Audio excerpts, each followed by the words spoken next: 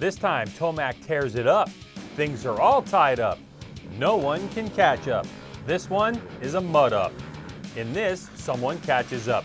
We talk to a young man who's coming up. All that only on the Racer X Show.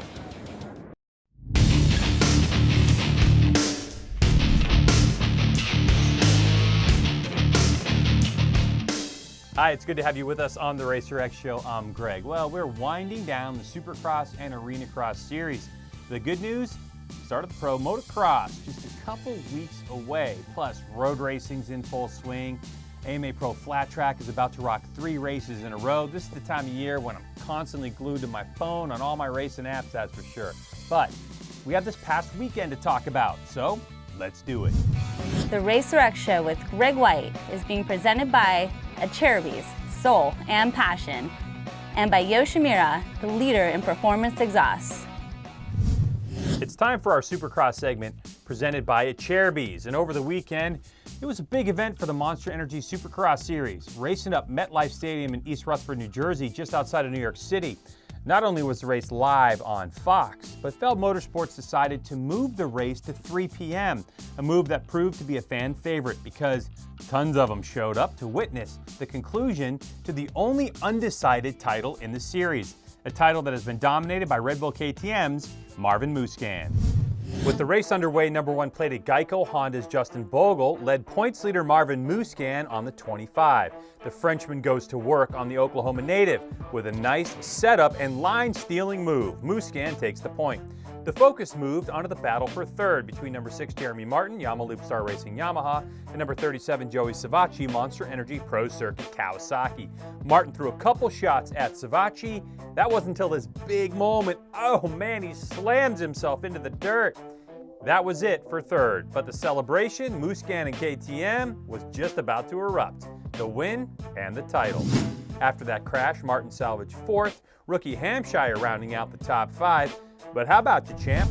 This plate, I was dreaming about that one, and I almost had that one 2 years ago, and I know Will Hunt is watching the TV right now, and I battled so hard against him, and it was a great year in 2013, and last year got hurt, couldn't race, and this year was my last year on the 250, so I'm really happy to have that number 1 plate, and now let's move on and work harder and chase the dreams.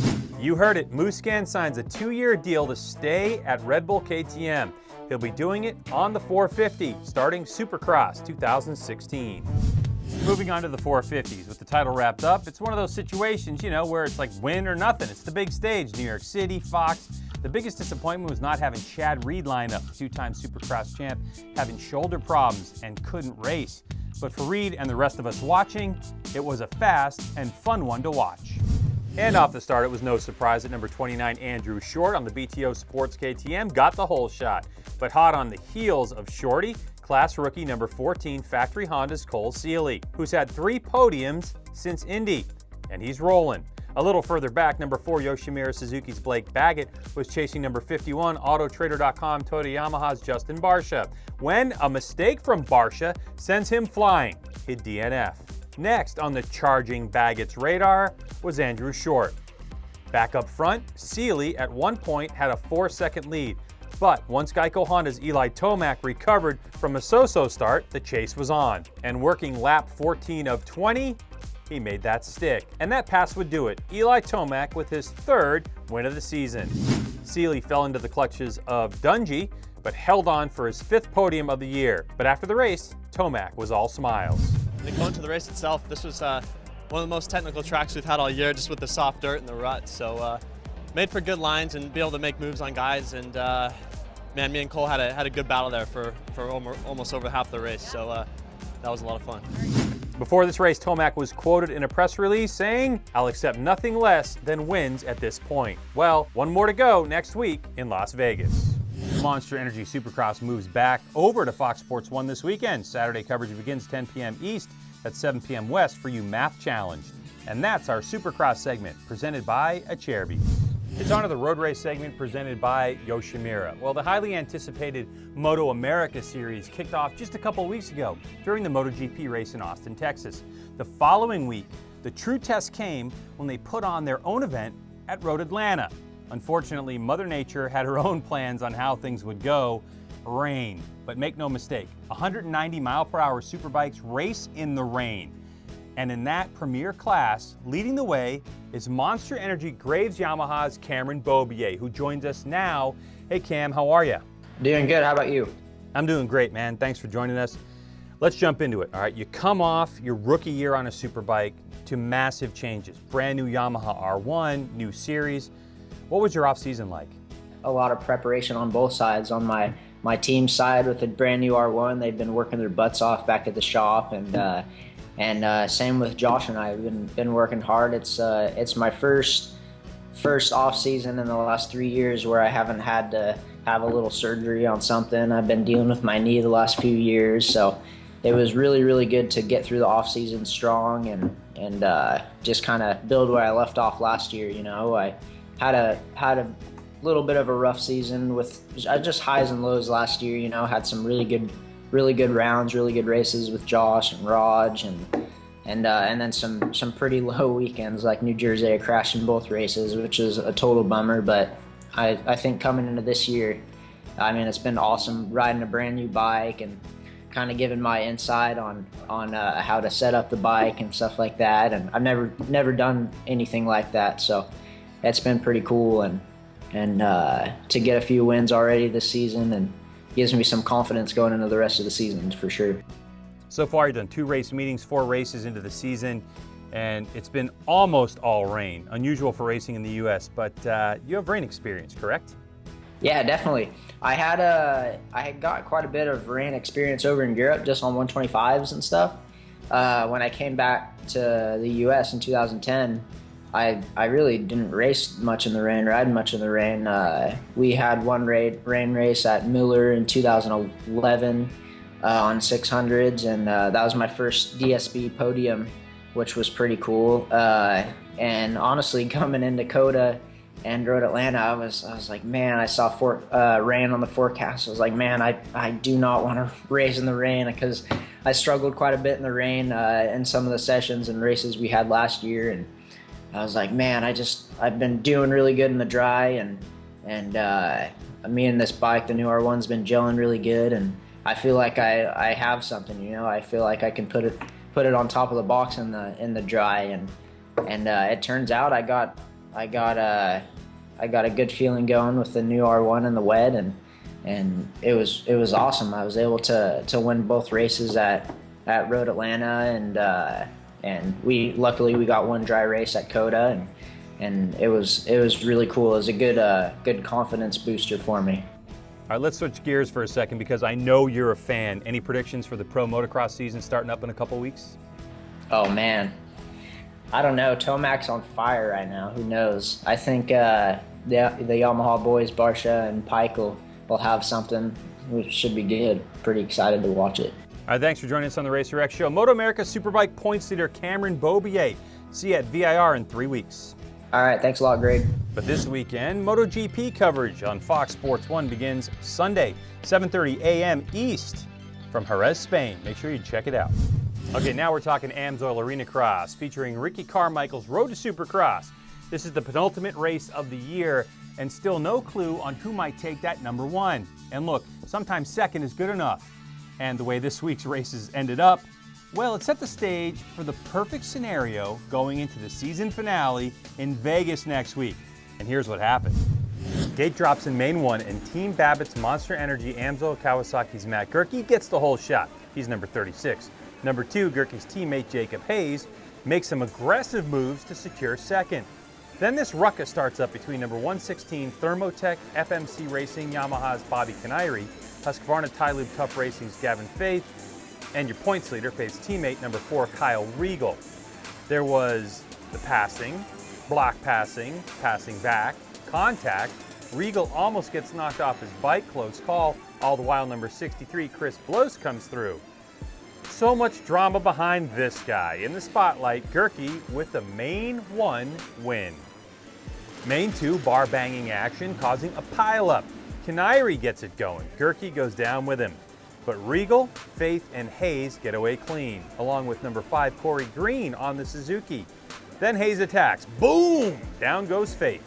In the mix, number 217 Preston Plumbing Yamaha's Ryan Brees, who finished 5th in the first one, working on Hayes. He'll settle for 3rd.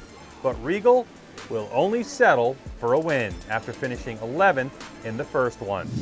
Results, way to go Ryan. Gerke picked it up 6th, good enough for 2nd overall. But the big winner was Hayes with his 2nd overall in a row. What we do this for is to have fun. We love it, and we go out there and do our job, and it's fun. You never work a day in your life if you love what you do. So been focusing on that and clicking off some wins. Last weekend was a great weekend for me. Got the ball rolling, and this weekend, went 2-2. Solid night. Focus on consistency and going after each win. The result of that consistency, oh man, tie ball game, heading into the winner takes all finish next week. Good luck, boys. Arena Cross is on TV Sunday from Fresno at 10:30 a.m. East. Catch the entire race. You don't want to miss it. To the off-road world, where Factory FMF KTM's Caleb Russell extended his win streak to 5 on Sunday at round 5 of the 2012 AMSOIL Grand National Cross Country presented by Maxxis in Springville, Indiana. Russell now sits 3rd on the all-time bike win list with 27 careers, surpassing Ed Lojak, who claimed 26 through his storied career. But it wasn't an easy race for the North Carolina resident. When the hounds were let out of the cage, it was NFAB AmPro Yamaha's Jordan Ashburn taking the $250 All Balls Racing Hole Shot Award, with teammate Grant Baylor and Rockstar Energy Husqvarna's Josh Strang right there. Rocky Mountain ATV MC Thad Duvall quickly made his way into the lead from his mid-pack start on lap 1. Meanwhile, Russell had to work his way through the pack after crashing in the 2nd turn. Caleb managed to take over the lead on lap 4, but would continue to battle wheel-to-wheel with Grant Baylor, who was rocking and rolling. That was until the start of the final lap. The track was very rough and in spots open with a lot of different lines to take, which Russell would later say it made it difficult to lead, easier to follow.